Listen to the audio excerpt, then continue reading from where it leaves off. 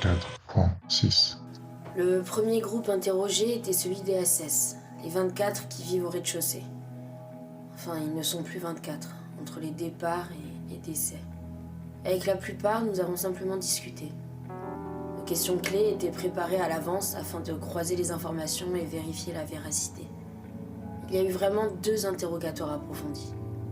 Le premier avec une des victimes en état de parler. Le second avec une de celles estimées comme agent provocateur selon les 7e. La victime est dans un mauvais état. Moins que d'autres, mais ça reste moche à voir.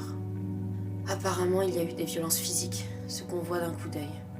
Mais ils parlent presque tous de sévices, de torture au quotidien, de pression et même de violences sexuelles.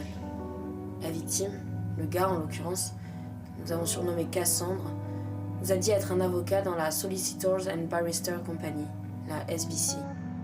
Alors que je partais défendre un client mis en examen, j'appris que ma sœur avait contracté un virus étrange. Je l'ai accompagnée pendant plusieurs semaines pour sa stupéfiante évolution des symptômes, ses pertes soudaines de mémoire, puis sa contamination à l'hôpital, dans l'entreprise, puisque ma sœur fut parmi les premiers patients contaminés.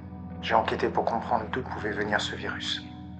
Il nous a rapporté des pathologies neuro-endocriniennes issues des sources d'énergie en dérégulation. Il nous a également parlé d'une famille qui détenait toutes les informations. Une sorte de mafia ancestrale qui souhaitait réintroduire le principe de l'ordre primitive. Tout ceci n'était pas très cohérent. Elle a été victime de viol, Shred. Juillet a indiqué qu'il... Il était délirant et que les violences subies sont difficiles à certifier, hormis ce que nous voyons, puisqu'il est paranoïaque. C'est Juillet qui l'a surnommé Cassandre. Décembre a rappelé que les symptômes de paranoïa évidents peuvent être aussi la conséquence de violences sexuelles.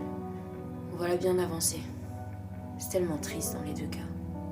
Ce monsieur, plié en 2 contre un coin du mur, qui nous regarde à peine, réactif à tous les sons et mouvements de l'environnement.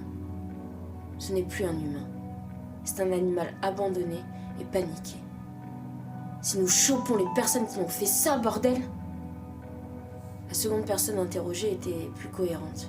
Disons, Clémence était limpide dans ses propos. Elle parle avec précision. Elle raconte ce qui s'est passé de son côté, mais surtout ce qui se produit ici. Juillet a estimé... Un tel degré de précision dans les propos rend les informations fiables. D'autant plus si nous les croisons avec les autres éléments recueillis. Clémence nous a raconté les violences émises ici par l'autre groupe. Les 7e font preuve d'une autorité abusive à leur égard. Ils profitent du rôle attribué pour sanctionner tous les comportements qui leur semblent infractionnels ou provocateurs. Clémence explique calmement que les SS se sont aussi conformés au rôle attribué. Ils acceptent le rappel à l'ordre, la soumission, les sanctions. La soumission serait donc volontaire et non imposée. C'est possible un truc pareil, Schrödinger, franchement? Alors qu'elle perçoit ce mécanisme, elle tend tout de même à protéger les 7e. Elle dit que ce n'est pas leur faute, qu'il faut les comprendre. Ils sont aussi des victimes. J'avoue que je suis perdue. Décembre parle d'une résignation acquise où on en vient à accepter l'impuissance. Juillet dit plutôt que c'est un principe connu en psychologie criminelle pour les enquêteurs. Le célèbre syndrome de Stockholm, quand c'est victime d'une prise d'otage qui avait défendu les criminels. Moi je dis, merde. Bordel, comment on en vient à défendre ses oppresseurs? Fais chier. Désolé, c'est sorti tout seul. Quand j'ai demandé à Clémence pourquoi, elle m'a répondu... Janvier, ils sont malades, ils sont infectés. N'avez-vous pas vu leurs yeux? Elle pense que nous ne percevons pas la gravité de l'évolution du virus, que les symptômes changent très vite. Ils perdent tout contrôle. Ne condamnez pas ceux qui ne perçoivent pas leur mal. Elle a répandu cette information parmi les SS. Les 7e l'ont évidemment mal pris et ont réagi à son encontre. L'agent provocateur, comme il la nomme. Selon nos sources, il y a de nombreux SS qui ont été traumatisés émotionnellement. Car au moins un tiers des 7e auraient fait preuve de comportements sadiques à leur encontre. Qu'est-ce qui rend le discours de Cassandre et Clémence légitime? Les blessures évidentes et surtout les résultats des laboratoires. Pour vérifier les propos, l'équipe conduite par Avril a procédé à des analyses dans les laboratoires du 10e. S'il semble vrai que le virus dans sa forme connue se propage, les réfugiés SS ne sont que peu touchés par l'activation des symptômes de l'agressivité. J'ai fait retour à Avril de nos découvertes ici. Nous en avons parlé en équipe réduite avec Décembre et lui. Il a demandé que nous poursuivions les enquêtes et ne pas nous précipiter. Que ces découvertes pourraient, peut-être, nous aider pour les préconisations du rapport. Il veut que je vous convainque, Schrödinger, de le laisser faire ses observations approfondies avec juin et novembre. J'ai aimé sa phrase. Comme le premier pas vers le bien est de ne point faire le mal, le premier pas vers le bonheur est de ne point faire souffrir. Nous avons du mal à comprendre, pour tout dire. Mais ils ont raison sur un point. Si un groupe doit être surveillé de près, c'est celui situé au 7e. Celui que nous avons mis là.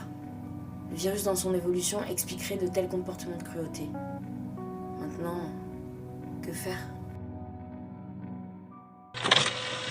Vous demandez à poursuivre les interrogatoires avec les 7e, du 7e étage, groupe chargé de la gestion des réfugiés ayant été auteur des faits rapportés. Rendez-vous en 4.7. Vous avez déjà entendu la deuxième partie des interrogatoires et souhaitez désormais avoir un complément nécessaire sous la forme d'observations scientifiques, comme proposé par Avril.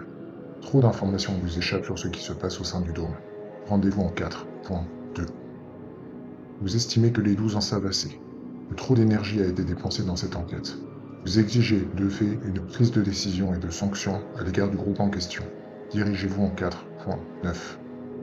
Si jamais vous avez déjà pris des décisions, en 4.9, que vous avez déjà eu connaissance de tous les interrogatoires, et que vous connaissez déjà les résultats d'Avril issus du laboratoire, vous demandez à éclaircir une dernière chose qui vous échappe encore.